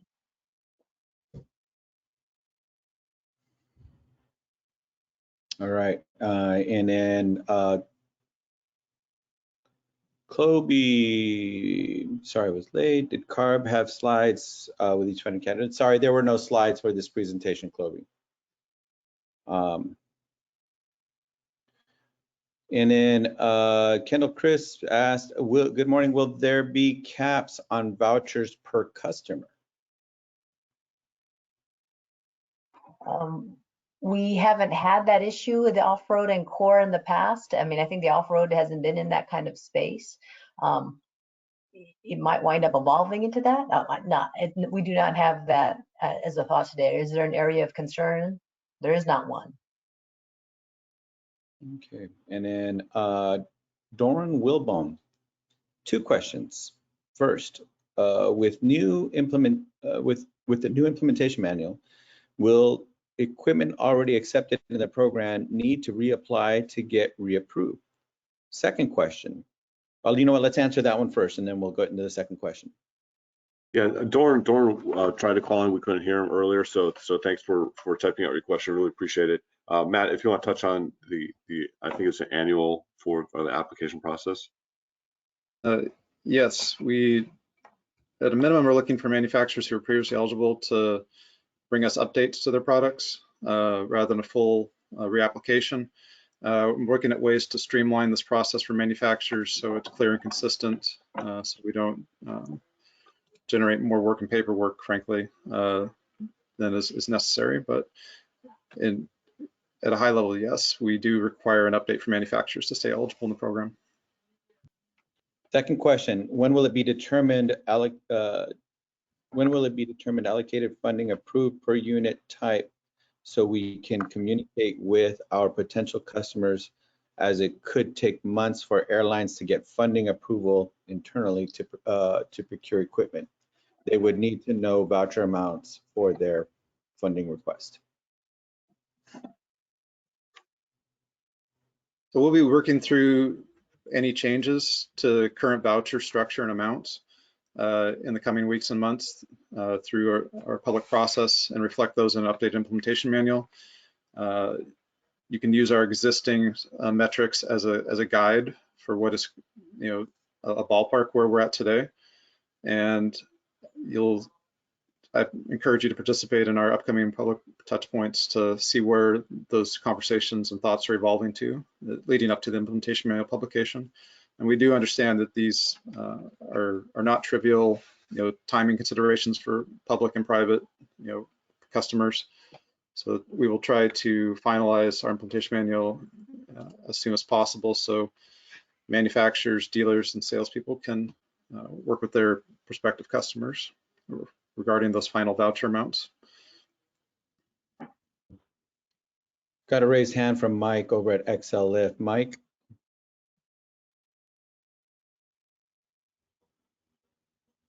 Hey, good morning, everybody. Eloy, Matisse, Todd, Matt, how you guys doing? Good, sir. Awesome. Three-part question. First, and maybe I missed this, out of the 86.4 million, how much is going to be allotted to the forklift category, or do you guys know that yet? We don't know that yet. Okay. Then going back out of the forklift category, now that you're adding agriculture and construction or considering that, since the forklift category has already been established through the core program, if someone from the ag industry or construction industry would like to purchase a forklift through the core program, would their voucher be accepted? Since the forklifts, you know, it covers a wide range of industries, and since our category is already established, I have a number of ag and construction companies that would love to participate in the voucher program. No, I don't think there's a limitation by industry, right? So a forklift could be used by just about any, I think just about any industry there is out there, right? Yeah, I think even Carb has a couple forklifts. So I don't think it'd be limited by the end user. Okay, because I remember, I believe the last program there was there were constraints to as what were they handling, how are they handling it. I believe it was just allocated to material handling or freight forwarding companies. So exactly right. So there is a component to that. We talked about that earlier. There is a component that will be, and it's limited by the funding source. So the funding source determines on how the funding can be allocated. So there is a funding source from the Greenhouse Gas Reduction Fund that's going to limit some funding to freight movement only. Okay. Another funding source will not. So the other funding source, you could have a forklift and from that funding source. It could be used for construction, ag, freight movement also, right? And other off-road equipment types. Okay, so I'm clear. So our customers in the ag industry and construction industry can actively seek vouchers, correct? Yes. Yep. Okay. Then the third part of this question is that as technology has advanced, like you were mentioning earlier, Todd, the capacity of the off-road equipment, specifically in the forklift business, have gotten, you know, they're very large. You know, we go from the 8,000 all the way up to the 100,000 pound forklifts. With technology over the last couple of years, you know, our battery capacity has increased tremendously, twofold in our equipment, requiring the fast chargers to be really to charge at a higher level. So for instance, 3 years ago, we didn't have fast chargers that could handle some of our equipment today. So my question is, are the voucher amounts going to increase for the charger infrastructure incentives? Like for instance, last time we had 50 kilowatt per hour and above, I believe, was $30,000 vouchers. So now we're looking at chargers that are doing 150 to 200 to 300 kilowatts per hour, which are much more expensive. Will there be an increased voucher amount to subsidize that cost increase? That's something that we have not talked about internally. I mean, right now the voucher amounts are set per equipment type, and then there are plus ups for adding infrastructure, right? There's 10% plus up for infrastructure. I don't think we looked at for the infrastructure what level repower charging equipment there was, but that's something to think about. But right now the core program is for equipment, off-road equipment, and not specifically for recharging equipment? Well, our, like in the off-road equipment, whether it's, you know, locomotives, forklifts, obviously the chargers that need to be supplied with this equipment are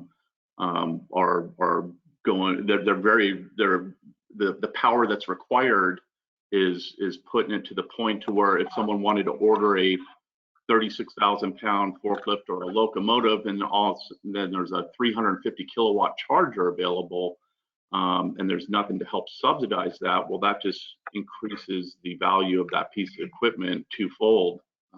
So maybe that's something that we should submit in writing to you guys, or we should open that up for discussion, because as the equipment and technology evolves, well, so do the chargers and the infrastructure to support these pieces of product. Mike, I know Excel's been a great partner, and what I would suggest is if just like with our other manufacturers, let's get your comments directly, and then what we can do is work with you to get more information on this, and so as we move forward. Is that all right? Yeah, perfect. That's great. And by the way, thank you guys for really trying to get gas blowers off the streets. Thank you. Thank you. Thanks. I don't see any raised hands over there. We had a couple, but I think they came down. So we'll go back over to the written comments. And I've got Brandy Sickler. Will purchaser partnerships be allowed? For example, landowner purchases chargers and operations processor purchases yard tractors. You know, these are kind of the questions and stuff that we want to hear from you guys, that this is something that you guys would like to do, or folks who are in maybe utilizing this equipment, and maybe provide some details as to how that relationship could work. But this isn't, we're open to gathering more information. Todd? No, you're right. I mean, that's what this process is kicking off. We want to gather more information. We want to make this program as good as possible, and we'd love to hear from you. Thomas Lester, regarding the possible rental fleet OEM purchase voucher, would there be a dollar cap voucher cap per business, or would that be something to further discuss?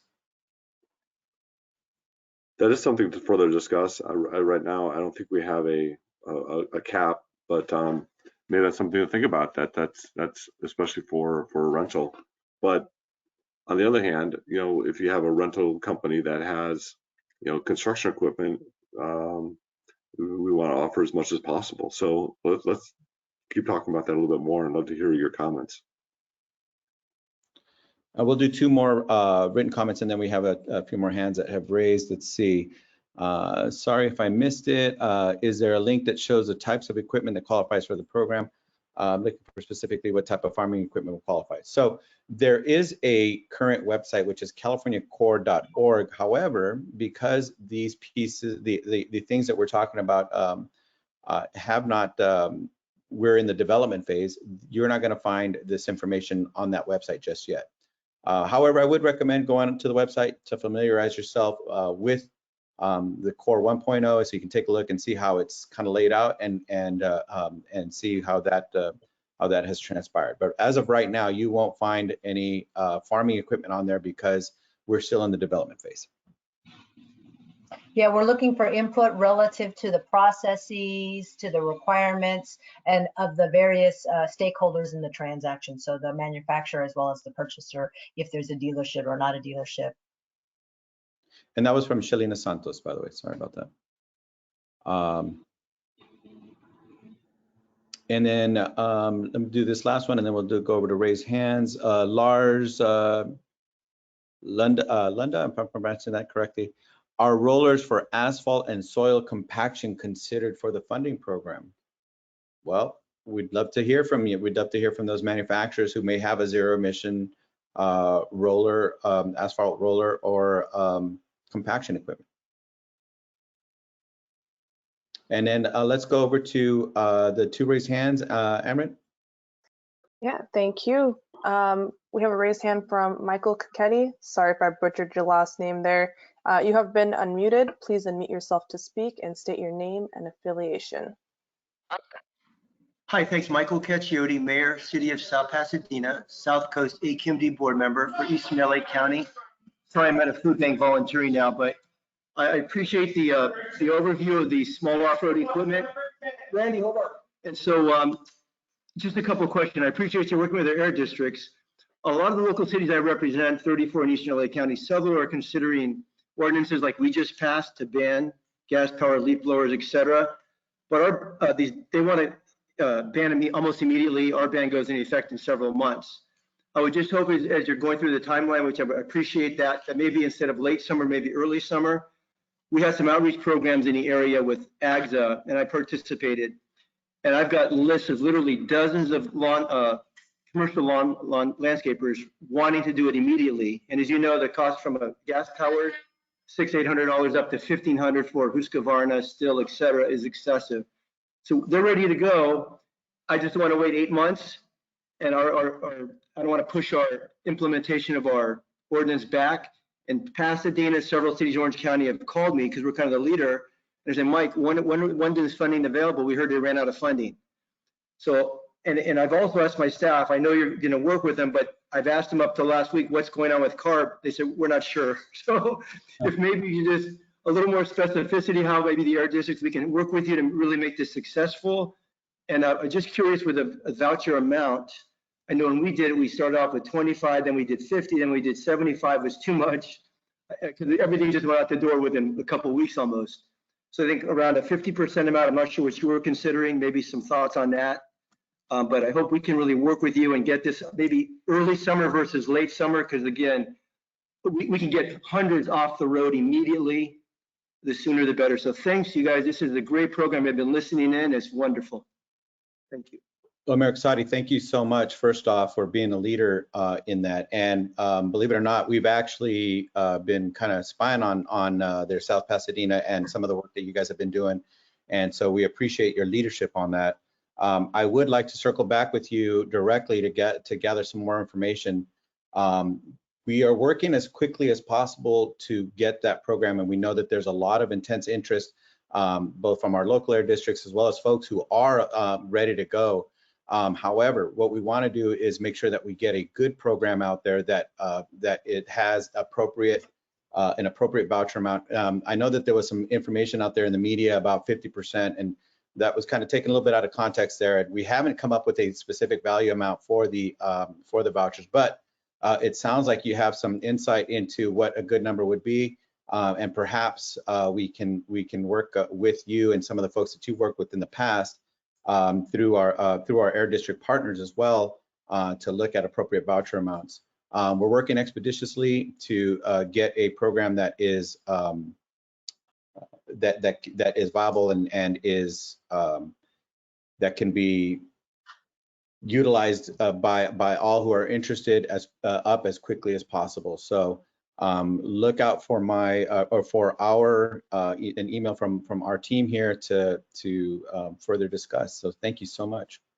Thank you, Lloyd. Just one last thing on the type of equipment manufacturers. I know as you know, technology is advancing quick in this industry too. So you may want to look at just some other companies that are out there. I know we got a visit from a couple from the East Coast, and they had even some more advanced equipment that I hadn't even heard about. So thanks. Excellent. Thank you, sir. That's good. Thank you, by the way, for volunteering there at the food bank. Thanks. Thank you. We have another raised hand by Fausto Mock. You have been unmuted. Please unmute yourself to speak and state your name and affiliation. Hello, this is Fausto Mock with the American Green Zone Alliance. And we have been helping private, small and large operations transition to zero emission land care and landscaping. And for many years collaborated directly with the air districts in this mission. So first, we just wanted to express our full support to you guys and the program and the initiatives that come out of this. Our recommendation is that based on our many years of experience working with the South Coast AQMD and other air districts, is that we've seen significant success with their programs specific to landscapers. And we believe that allocating, focusing funds to the air districts would be very highly effective, especially as they've been, they already have working programs in place that engage, train, and certify end users to adopt electric technology. And they've been very successful in ensuring that these funds are properly distributed to the small gardeners, the small independent operators, and to disadvantaged school districts and cities who may not otherwise have access to other funding mechanisms. So that would be our recommendation. Thanks for the opportunity to express our position. Thank you, Mr. Mock. No, thank you. Go ahead. Eli. I just would want to reiterate to all the parties, specifically related to the small off-road equipment, that SB 170 targets is statewide, and it is also targets our sole proprietor small business individuals with landscaping companies. Go ahead and move on. All right, we have one more raised hand by Mark Roest. You have been unmuted. Please unmute yourself to speak and state your name and affiliation. Mark Roest, and I need to get over to the questions here. Okay, many truck fleets don't own their land. This issue is in the way of charging infrastructure for them. Do you have ideas? I've heard that there's some program somewhere that's starting to look at incentivizing landowners, basically fleet yard owners, to get charging infrastructure in, because if one fleet leaves, another fleet will come to occupy it, especially as we get deeper into things. There's a whole lot of trucks that can't find parking nowadays. Is a major issue. And those trucks, are, as they get changed over, will need to not only park, but they'll need to be getting charged. So there will be a saturated market for charging, overnight parking and charging for trucks. And so there's going to be an economic need for the owners of these yards to take a long view. And how can you support that? And are you supporting that? Are you into this question already? I think there's some impacts there related to offsite parking that are absolutely very valid. And we're seeing that a lot with our partners in HVIP, specifically with individuals who may purchase a drayage truck and are picking up containers and moving them out to, say, the Inland Empire. Individuals that are purchasing those yard trucks, though, they're primarily the larger port businesses and are in the process of transitioning their operations from the internal combustion to a zero emission and setting up the appropriate infrastructure as is available or through the ports and those specific ports authorities. Yeah. So this question was actually addressed by the Institute in UCLA and their study of San Pedro Bay ports, and they talked about that there are non-overlapping. Currently the interests of the landowner and of the fleet owner don't overlap, and we need to make them overlap. And I think that's where there might be some confusion here, because in this case, specifically for drayage equipment, off-road equipment, the owner of the land is typically the owner of the truck. The port operator is generally the owner of the yard truck. In the case of the drayage, yes, you do have the single owner operator. But I'm going to see if Tess, you want to chime in and provide any more details. Yeah, no, this is specific to core. I do think that there was a previous question where you did bring up sort of the landlord-tenant kind of issues, but I want to just be very mindful that the whole purpose of the core funding is to facilitate the purchase and the use of zero emission technology. And so the landlord and tenant improvements, those are sort of existing relationships that we're really trying not to speak to. There's got to be a sole person that is a purchaser, that is an owner of a piece of the equipment, because there needs to be who is accountable for the funding and the eligibility and the use of the equipment. So I've been talking extensively with the guy who runs the trucking services operation at the Port of Oakland, and he has figured that he's going to be on site. You know, he's going to be on the expansion of the Port of Oakland on the expansion land. But there's a lot of fleets that are not actually on the port, but they are picking up loads at the port as they come off the boats, and they're taking them back to their yards, and then they're handing them off to a driver who's going, you know, somewhere regionally or out of region. I'm sorry, Mark. How does that fit into your picture? If they go on the road, they are on road and therefore eligible for HPIP. They're not necessarily eligible for off-road for core funding. Those are specifically behind the so fence. that's the division. Okay, thank you. Difference. Yeah. Thank you. Okay. I want to be mindful of everybody's time. This meeting is supposed to go from 9 to 11. Maybe take one more question or comment, and we'll wrap it up. And I don't want to limit folks. Like I put my email on there. Matt put his email on there. I think Eloy has also. If you have questions or comments after this meeting, please reach out and contact us. We'd love to hear from you. I think overall this has been a great productive meeting. So thank you, everybody. Eloy or Amber, can we give me one more question, please? Ooh, wow. I'm going through some of these here. Let's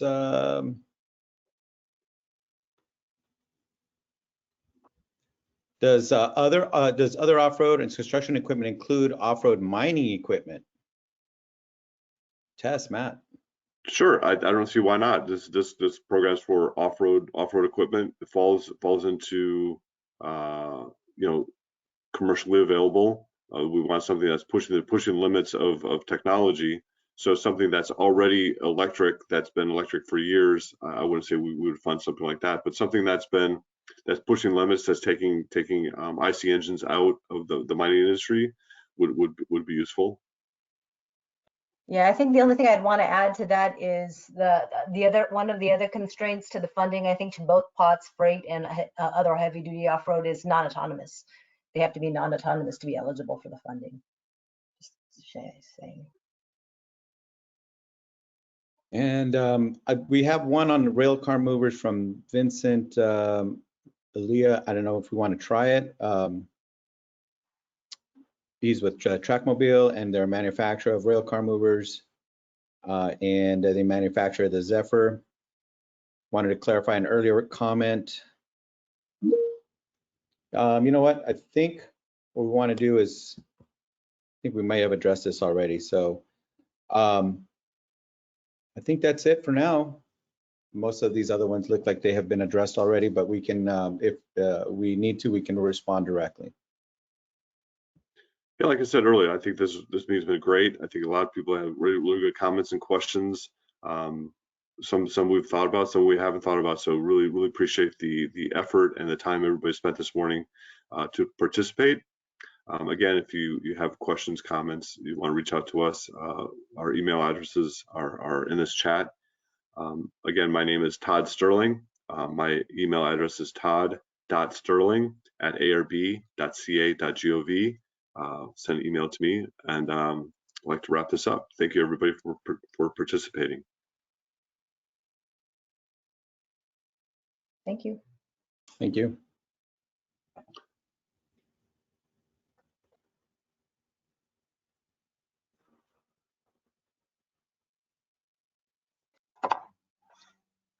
If you guys want to regroup in teams.